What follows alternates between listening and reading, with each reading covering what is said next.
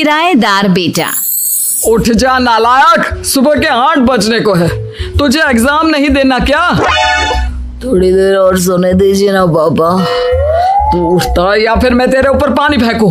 रोज गधों की तरह सोता रहता है, पेपर की कोई टेंशन ही नहीं है। और एक हमारा समय था जब हम पेपर में फेल होने के डर से रात भर पढ़ा करते थे, सो ही नहीं पाते थे। तो क्या आप उसका बदला मुझसे लेंगे? मैं 15 मिनट बाद उठ जाऊंगा, आप प्लीज जाइए, मुझे डिस्टर्ब मत कीजिए। इतना कहकर रौनक रजाई ढककर फिर से सो जाता है। तू ऐसा नहीं मानेगा, रुक मैं अभी पानी लेकर आता हूँ। बस फिर क्या था, इतना कहकर वो भागते हुए बाथरूम में जाते हैं और पानी की एक बड़ी सी बाल्टी लाकर रौनक के ऊपर फेंक देते हैं। पानी पड़ते ही रौनक झट से उठ जाता है। ये आपने क्या किया पापा? अब तो उठेगा नहीं तो यही करना पड़ेगा ना। वैसे थैंक्स डैड, आपके कारण ना अब मुझे नहाने की भी जरूरत नहीं पड़ेगी। चलिए अब आप माँ से बोलकर मेरे कपड़े निकलवा दीजिए, तब तक मैं ब्रश कर लेता हूँ। वैसे कल ना आप एक काम और करना, नहलाने के साथ साथ मुझे ब्रश भी करवा देना। ये ब्रश करने में ना मुझे बहुत आलस आता है। रौनक की बातों से अरविंद का मुंह खुला का खुला रह जाता है। वो अपनी पत्नी कमला के पास जाता है और रौनक की हरकतों के बारे में बताता है, जिसे सुन उसकी पत्नी हंसने लगती है।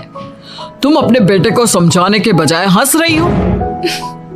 रौनक बच्चा है, धीरे धीरे सुधर जाएगा, आप क्यों उसके पीछे पड़े रहते हो? अभी नहीं सुधरेगा तो कब सुधरेगा?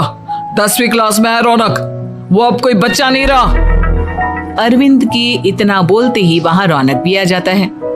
क्या डैड, मैंने आपको एक काम दिया था, वो भी नहीं हुआ आपसे। अरे क्या हुआ बेटा? माँ, मैंने डैड से बोला था कि वो आपको बोलकर मेरे स्कूल की यूनिफॉर्म निकाल दे, लेकिन मेरे पीछे पड़ने के अलावा इनसे एक काम ढंग से नहीं होता। देख रही हो कमला, देख रही हो अपने लाडले को? अरे आप चुप रहिए जी। चलो बेटा, मैं तुम्हें कपड़े निकाल कर दे देती हूँ। बस ऐसे ही साल पर साल बीतते जाते हैं, लेकिन रौनक के रवैये में कोई बदलाव नहीं आता। वो पहले से भी ज्यादा आलसी और पूरी तरह अपने माता पिता पर निर्भर हो जाता है। 2 साल बाद पता नहीं कहाँ गायब रहता है पूरे दिन, अब तक तो आ जाना चाहिए था। अरे आप इतनी फिक्र क्यों कर रहे हैं उसकी? दोस्तों के साथ खेल रहा होगा, आ जाएगा अभी। ये कोई टाइम है खेलने का? 10 बजने वाले हैं, इतनी रात में कौन खेलता है? कमला कुछ कहती उससे पहले ही रौनक वहां आ जाता है। मम्मी जल्दी से खाना लगा दो, बहुत भूख लग रही है। तुम्हें तब तक खाना नहीं मिलेगा जब तक तुम बता नहीं देते कि इतनी रात गए कहां से आ रहे हो। ओह प्लीज डैड, अब आप एसी पे प्रद्युमन बनकर मेरे सर पर बंदूक लेकर मत बैठ जाना। अपनी फालतू की बकवास बंद कर और बता कहां से आ रहा है। माँ अब समझाइए ना डैड को। बता देना बेटा, इनको भी तसल्ली हो जाएगी। आप बोल रही हैं तो बता देता हूँ, मैं दोस्तों के साथ मूवी देखने गया था, इसलिए देर हो गई।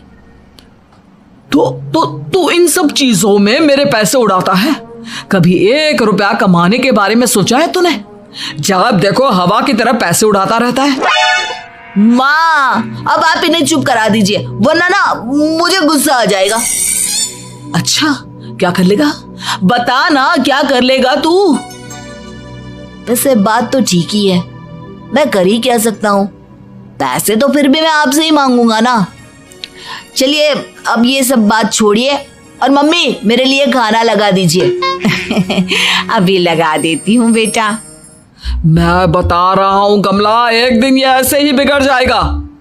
ओफो, आप क्यों इतना पीछे पड़े रहते हो मेरे बच्चे के? बात की बाद में देखेंगे, अभी आप शांति से उसे खाना खाने देंगे।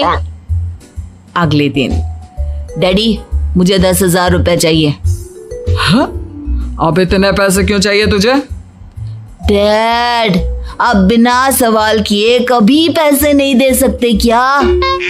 जब तक तू बताएगा नहीं तुझे पैसे भी नहीं मिलेंगे। अरे अब आप अपने बेटे को पैसे भी नहीं दे सकते? नालायक, तेरी उम्र के लोग नौकरी करते हैं और एक तू है जो नौकरी करने का नाम ही नहीं लेता कभी। आप लोगों के होते हुए भला मैं नौकरी क्यों करूं? अरे हम कब तक पैसे देंगे तुझे? तुझे भी तो अपने पैरों पर खड़ा होना होगा ना। कौन सा उधार के पैरों पर खड़ा हूं? अपने ही तो पैरों पर खड़ा हूं मैं। इसी तरह रौनक दिन प्रतिदिन लापरवाह होता जाता है। उसकी लापरवाही को देखते हुए अरविंद और कमला अपने बेटे की शादी कराने का फैसला लेते हैं और 1 महीने के अंदर अंदर ही रौनक की शादी मेघा नाम की लड़की से करा देते हैं। शादी के कुछ दिन बाद, रौनक मुझे एक अच्छी सी साड़ी चाहिए, आप ला दोगी ना? हाँ, क्यों नहीं। कितने तक की आती है साड़ी? यही करीब 5,000 तक की। तुम चिंता मत करो, मैं आज ही डैडी से पैसे मांगकर तुम्हारे लिए साड़ी ले आऊंगा। आप कब तक ऐसे ही अपने पापा से पैसे मांगते रहेंगे? कोई अच्छी सी नौकरी क्यों नहीं कर लेते आप? अरे डैड के होते हुए मुझे नौकरी करने की जरूरत ही क्या है? पर आप ऐसे कब तक उनसे पैसे मांगते रहेंगे? कुछ आपको अपने दम पर भी तो करना होगा ना। अब तुम भी बाकी लोगों की तरह मुझे ज्ञान देना शुरू मत कर देना। साड़ी चाहिए ना तुम्हें, मिल जाएगी बस। इतना कहकर रौनक अपने पिता से पैसे मांगने चला जाता है। डैडी, मुझे 5,000 रुपया चाहिए। अब 5,000 क्यों चाहिए तुझे? वो मेघा को साड़ी चाहिए थी। अरविंद आगे बिना कुछ कहे चुपचाप उसे पैसे निकाल कर दे देता है। कुछ दिन बाद, तुम्हें नहीं लगता कमला, रौनक हम पर पहले से भी ज्यादा डिपेंड हो गया है? मुझे तो अब उसके भविष्य की चिंता होने लगी है। कल को हमें कुछ हो गया तो वो क्या करेगा? काश तुमने पहले ये सोच लिया होता तो आज हमारा बेटा इतना लापरवाह नहीं होता। तब मुझे कहाँ पता था कि मेरा लाड प्यार उसे इतना बिगाड़ देगा कि वो इस हद तक लापरवाह बन जाएगा। कोई बात नहीं, अभी भी देर नहीं हुई। मुझे पता है उसे कैसे सुधारा जा सकता है। कैसे? अरविंद कुछ कहता उससे पहले रौनक वहां आ जाता है और पैसों के लिए हाथ फैलाने लगता है। डैड, मैं और मेघा बाहर घूमने जाना चाहते हैं। अरे वाह, ये आज सूरज कहाँ से निकला है? Dad please. अच्छा चलो अब मुद्दे की बात करो। मुझे अब 25,000 चाहिए। अब तुम्हें 1 रुपया भी नहीं मिलने वाला। अगर तुम्हें पैसों की इतनी ही जरूरत है तो कोई ढंग की नौकरी कर लो। मम्मी, आप कुछ कहिए ना डैड को। बेटा, वो गलत क्या बोल रहे हैं? ये सब हम तेरे भले के लिए ही तो कर रहे हैं। मम्मा, मैंने बताया ना आपको, मुझे नहीं करनी कोई जॉब वॉब। तो ठीक है, निकल जाओ हमारे घर से। तुम्हारे जैसे लोगों के लिए मैंने ये घर खड़ा नहीं किया है। जितना ये घर आपका है ना, उतना ही मेरा भी है। मैं कहीं नहीं जाने वाला। जाना तो पड़ेगा ही तुझे, क्योंकि अब मैं तेरा कोई भी खर्चा नहीं उठाने वाला।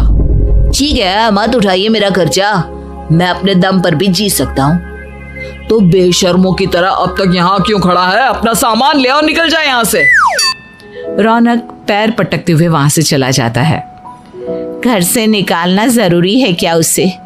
बिना पैसों के कौन रखेगा उसे किराए पर? अगर उसका भविष्य सुधारना है तो हमें अपने दिल पर पत्थर रखकर ये कदम उठाना ही होगा। दोनों बात कर रहे होते हैं कि रौनक अपनी पत्नी के साथ एक बड़ा सा बैग लेकर घर से निकल जाता है, लेकिन घर से बाहर उसे कोई भी मुफ्त में अपने घर किराए पर नहीं रखता। अंत में थक हार कर वो फिर से अपने घर चला जाता है। क्या हुआ? थोड़ी देर पहले तो दहाड़ते हुए घर से निकला था, अब क्या हुआ? नहीं रखा ना किसी ने तुझे किराए पर? डैड प्लीज, मैं कुछ दिनों में कोई अच्छी सी नौकरी शुरू कर दूंगा। आप तब तक तो हमें रख लीजिए प्लीज। सुबह से रात हो चुकी है लेकिन कोई हमें रखने को राजी नहीं है। अब आप ही बताइए, इतनी रात को मैं मेघा को लेकर कहाँ जाऊंगा? ठीक है, बहू की वजह से मैं तुझे घर पर रख रहा हूँ, लेकिन तू इस घर में एक बेटे की नहीं बल्कि एक किराएदार की हैसियत से रहेगा। 3 महीने है तेरे पास। इन 3 महीनों के अंदर अंदर मुझे तेरी पहली तनख्वाह हाथ में चाहिए, समझ गया? पक्का डैड, इन 3 महीनों के अंदर अंदर तो कोई बढ़िया सी नौकरी ढूंढ ही लूंगा मैं। ऐसे ही धीरे धीरे समय बीतने लगता है और अरविंद के दिए 3 महीनों में से 2 महीने बीत चुके होते हैं। पापा जी ने हमें 3 महीने दिए थे, जिसमें से 2 महीने तो बीत चुके हैं। अब ये आखिरी महीना बचा है। अरे तुम चिंता मत करो, आज मेरा ना 2 जगह इंटरव्यू है, दोनों में से कहीं ना कहीं तो जॉब लगी जाएगी। अच्छा, all the best. Raunak interview के लिए निकल जाता है, जिसके बाद शाम में रौनक घर आता है। कैसा गया इंटरव्यू? आपकी नौकरी लगी या नहीं? अरे पहले सांस तो ले लेने दो अच्छे से। बताइए ना, मुझसे तो जरा भी इंतजार नहीं हो रहा है। वो दरअसल बात यह है कि मेरी नौकरी तो लग चुकी है, लेकिन पैसे बहुत कम है। कितने पैसे हैं? 15,000। इतने में अरविंद और कमला मिठाई का डिब्बा लेकर आ जाते हैं। बधाई हो बेटा। हम जानते थे तेरी जॉब जरूर लगेगी। लेकिन मेरी सैलरी बहुत कम है मम्मा। कम है तो क्या हुआ, धीरे धीरे बढ़ जाएगी। हाँ बेटा, हम तो बस चाहते थे कि तू अपने पैरों पर खड़ा हो जाए। मतलब अब आप मुझे घर से नहीं निकालेंगे? नहीं, ये सब हमने तुझे जिम्मेदार इंसान बनाने के लिए किया था। Thank you mummy papa. अगर आप दोनों ऐसा नहीं करते तो मुझे कभी अपनी जिम्मेदारियों का एहसास तक नहीं होता। आज आपने मुझे सिखा दिया कि इंसान का अपने पैरों पर खड़ा होना भी जरूरी होता है। इतना कहकर रौनक झट से अपने माता पिता के गले लग जाता है और अपनी कमाई की पहली तनख्वाह वो अपने माता पिता के हाथ में सौंपता है। इस तरह रौनक एक गैर जिम्मेदार व्यक्ति से एक जिम्मेदार व्यक्ति बन जाता है।